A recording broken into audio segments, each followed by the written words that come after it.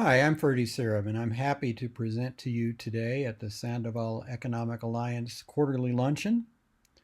Our ask, especially if you're an employer, as you watch what I'm going to share with you, to please consider internship opportunities that you might offer to high school and college students and help us map your key skill sets for the activities those students are going to do as they work to prove to you that they're ready for whatever is next. It's important to remember that things appear to us differently based on our point of view. Things look different to an employer than they do to a teacher or to a student. And how people are able to apply what they learn in the real world is really key to meeting our need for qualified and reliable workforce.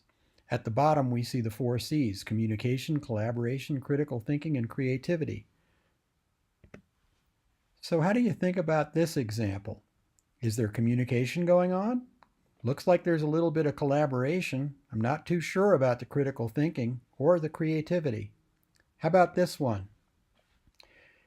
Here's someone who really trusts friction far more than they trust gravity. But when you look at this, it's humorous, but then you wonder what caused this situation. Were these guys sent out with the wrong equipment but told they had to come back with the job done? It gets pretty interesting when we see how people apply what they know in the real world. Innovate+Educate is a nonprofit whose mission is to create multiple pathways to training and employment based on competencies and skills. And over the last 10 years working around the country, Innovate+Educate has become a thought leader on promoting skills-based hiring because this greatly increases the opportunity, especially for opportunity youth. This graphic shows how we connect key constituencies in every community, going all the way from K-12 to higher ed, local government, nonprofit civics organizations, local media, and employers, each showing what they contribute: internships, audience purpose, facilities, and mentors. When we connect things in this way, we're able to rapidly accelerate the talent pipeline. And we have a 6-step process that we use to do that I'll share with you now. Very often, students are not able to navigate this bridge because of the gaps between. It's not my job. We make it our job to make sure that everybody is working. As project managers and program managers, we've learned that that's what's required. So we bring this skill set to our projects with schools and employers. And it's important to know that the time commitment of 1 hour per week is what makes that manageable. So we begin by assessing the employability readiness skills using our core score tool that we have. This is available on mobile devices, and it measures communication, critical thinking, adaptability, drive for results, leads people, and customer service. And it's been validated by 180 different employers who found that the results of this assessment marry up pretty good with people that are successful in their companies. But when you take the assessment, which can be in English or Spanish, it's also going to tell you where you may have gaps. And so you're able to immediately skill up with Penn Foster in any areas that turned up that they needed strengthening. Next, students begin in the NextREADY system to build their own skills bank. Here's an example from my skills bank on a project that I recently did that required me to design an audio, video, or film production. I actually did this with KNME and PBS. And using the system, I earned a badge for computer and media literate, and there's my score, ranking extended thinking and the best ever that they saw about that, using communication and critical thinking. So we're applying these assessments to the work that's done as students are building up their skills bank. The next thing they do is look at the labor market data to find out where there are really high growth opportunities. In Sandoval County, you've already gone through that exercise, identifying 4 areas that you're going to focus on: life sciences, professional services and support, advanced technology and manufacturing, and research and development. And when we use the tools that we've got, we can go in here and see that in Rio Rancho School District, the top 5 openings, most openings and highest wages, health science shows up in both of those, which is part of the reason that we're putting such a particular focus on health informatics, because we're finding this to be key everywhere. In fact, New Mexico could become the hub for development of health informatics talent. Once we found out which interests we have and which pathways we go, we set about earning the badges that are going to represent and tie to the evidence that we've got in any of the 16 career clusters. In addition, we're working with Startup Generation, two very talented individuals who built a curriculum that's been successfully used for over 10 years back in Chicago. And some of their graduates have created products that you use. For example, the inventor of YouTube went through their entrepreneurship program. Finally, it gets real when we do the video interviewing for internships. And this is something we want the employers in this room to pay attention to. Because of our agreement that we have with Connection Point, which is a video interviewing service used by HR in major corporations, we're able to offer you use of some of our 200 slots we have for concurrent openings. And this would allow you to interview for positions right now that you're going to hire using this interviewing system. What we ask in return is that you also identify a couple of internships or apprenticeship opportunities that can be offered to students. And that's what we want the students to do because of our work with Connection Point. They're allowing our students to use the same system to seek these positions. Also, I point you to this ebook down at the bottom called 3 to Get Ready at Katobi.com, where you can see exactly all of the backgrounds and benefits of this video interviewing process, so you can try that in your own company. But we know that this is a coming area and that students who practice and develop the ability to present themselves convincingly and clearly with strong evidence are going to definitely be more successful in getting those key first positions that they have.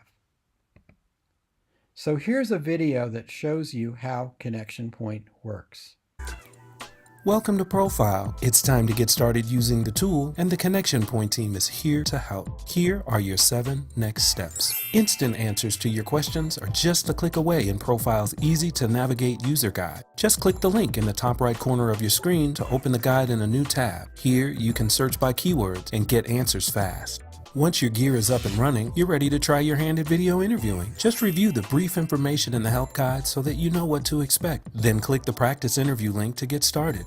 When the practice interview appears, click the camera icon to load the interview, then click it again to start the recording process. Click Record Interview and adjust your webcam as needed. Remember, Point Profile simulates an actual interview, so you won't be able to see your face while you respond to the questions. When you're ready, click Start.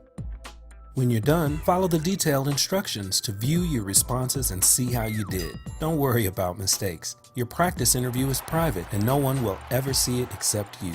Video interviewing is a skill. To further develop this skill, start with Connection Point University. CXPU is a series of 11 videos designed to help you organize your thoughts into responses that make an impact and get results. Just select Connection Point University in your interview list and start learning.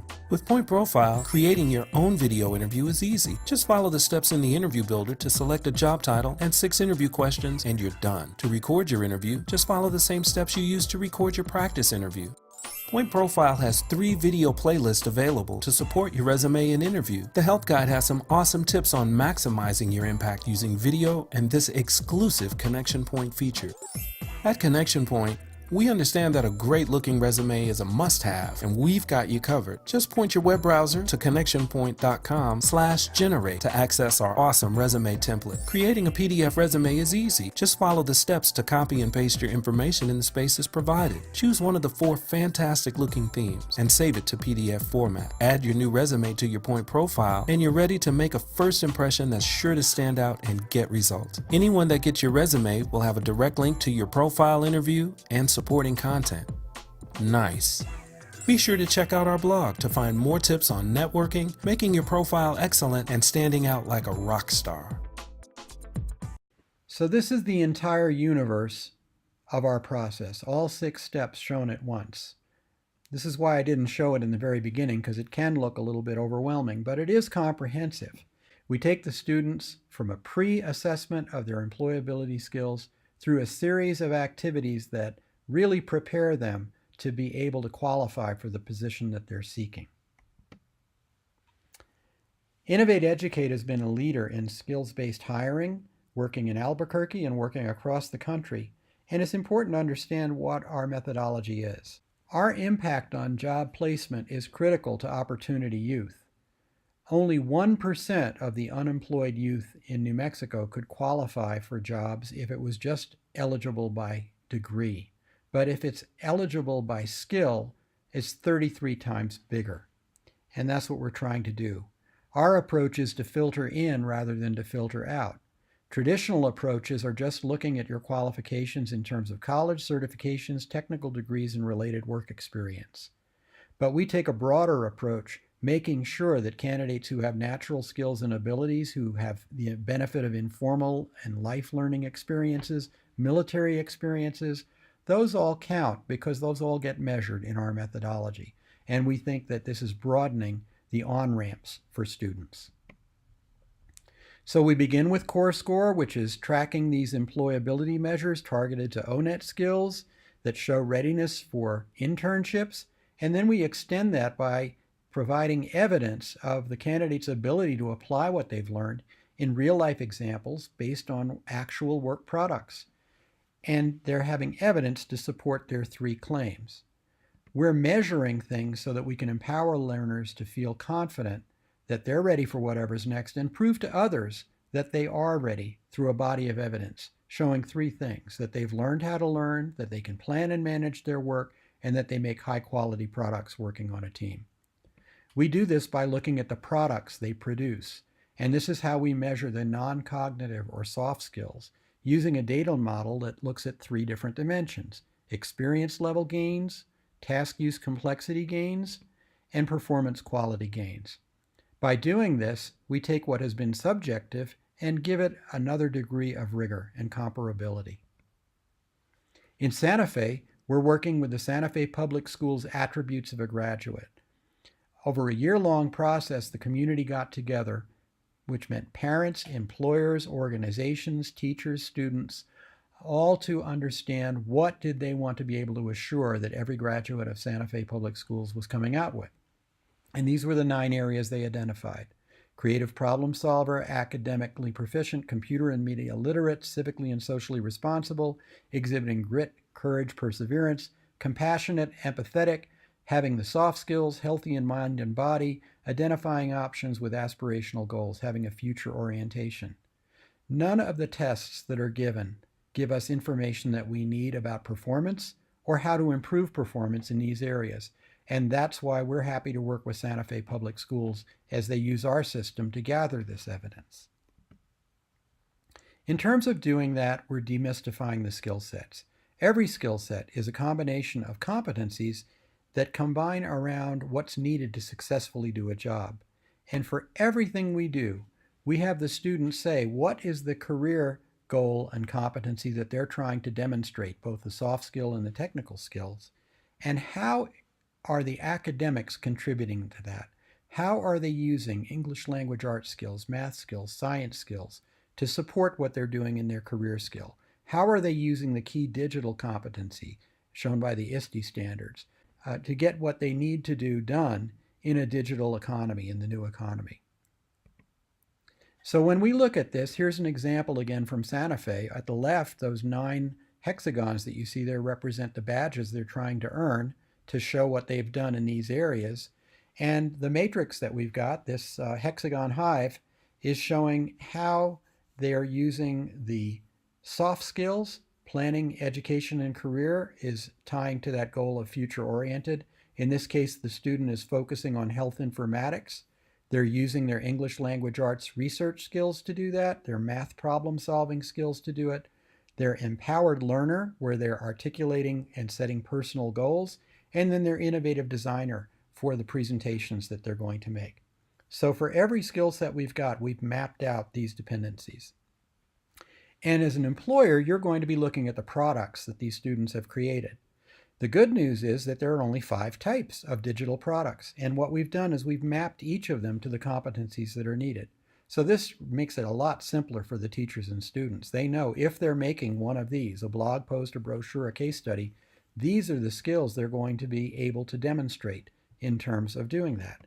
It changes slightly if you're doing a presentation product, such as a debate, documentary, sales pitch, speech, webinar. And if you're making media products like audio recordings or webcasts or podcasts or websites, videos, they're again subtly changing in terms of where the focus is. But these are the skills that people are going to be demonstrating through the products they create. So here's what we're really asking. And again, we're asking for 1 hour per week. Right now, we're starting with employers to map the entry-level skill sets and identify the opportunities for summer internships. And we're going to train the employers we're working with on using their Connection Point account so they can begin hiring people right now using that system. As we select our pilot project schools, which is going to happen on May 1st, we're working through that and matching them up with the employers that agree to work with us. We'll have an orientation for all participants between May and June. And then students will begin practicing their video interviews and their portfolio development as soon as their school is selected. Summer professional development for all participants will begin in earnest over June and July, scheduled according to the needs of the school and availability of the people. And the summer internships will kick off in June as well. We're gearing up for a full start in the fall semester with the CTE programs in high school and dual credit, and also continuing that through the spring. So this is our work plan for the partnerships that we're working on right now. I want to leave you with a process that has been worked successfully around the world by Jeff Goebel, who is really a treasure in New Mexico. And in his workshops, he has us work through 3 stages. We begin by thinking about what are the worst outcomes, which are defined as feared future outcomes, often based on our past experiences, but those generate a presently experienced emotion or physical reaction. When people believe the worst outcomes, it affects their perceptions, beliefs, values, and strategies. And the bad news is they tend to be self-fulfilling prophecies when they're strongly held. So when we look at employability, economic development, and all of the bad news that's usually hitting New Mexico, that lights up our fears about our worst outcomes. But then Jeff has us go and think about our best outcomes. By contrast, these are hoped for future outcomes. Sometimes we haven't even previously experienced them, but we intensely imagine them, and that generates a presently experienced emotion and physical response. Just like the other one, when people believe them, they affect their perceptions, beliefs, values, and strategies. And the good news this time is they tend to be self-fulfilling prophecies when strongly held. But where Jeff takes us is to possibility thinking, which he defines as an acknowledgement that both the worst and best outcomes are present and inherent in each moment, up to and often after the event of what we're trying to do. Through this balanced view, it allows movement towards our desired outcomes. So I invite you to join us in possibility thinking of how we can use these opportunities to bridge classroom and career for our students and enhance the viability of our local economies. Please join with us. Contact me or Mike to see how you can get involved. Thank you very much for this opportunity to share.